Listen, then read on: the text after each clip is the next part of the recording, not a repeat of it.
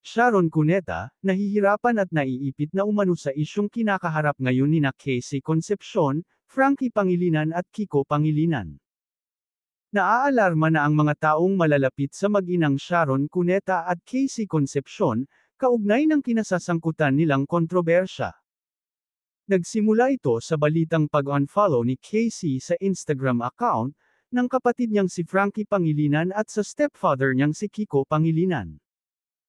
Walang diretsahang binanggit si Casey sa isang panayam, kung bakit niya in-unfollow sa IG ang kanyang mga kapamilya, basta ang sabi ng aktres at negosyante, kailangang pangalagaan niya ang kanyang mental health at peace of mind.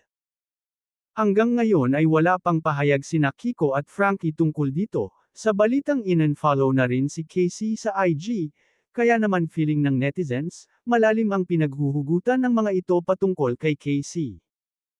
Ayon sa nabasa naming komento ng ilang netizens, ang talagang naiipit at nahihirapan ngayon sa sitwasyon ng kanilang pamilya, ay ang megastar, lalo pat nakukwestiyon ngayon ng mga bashers ang kanyang pagiging nanay. Base sa nababasa naming comments, sana raw ay magsalita na ang movie icon, hinggil sa isyu ng kanyang pamilya kay Casey, bago pa lumala, nang lumala ang kontrobersya. Tila hindi gimmick ang isyu sa pagitan ni Casey at ng pamilya ni Sharon, para umingay at mas lalo pang pag-usapan, ang nalalapit na reunion concert ng megastar at ng ex-husband nitong si Gabby Concepcion. Sa bandang huli, ang pagiging ina pa rin daw ni Sharon ang mananaig sa sitwasyong ito.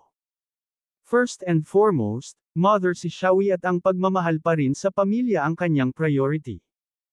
Ayun nga sa aming narinig, handa siyang mawala ang kinang ng kanyang bituin bilang megastar, huwag lang masira ang kanyang pamilya. Ang pagmamahal sa mga anak pa rin ang mananatili sa kanyang puso't isipan.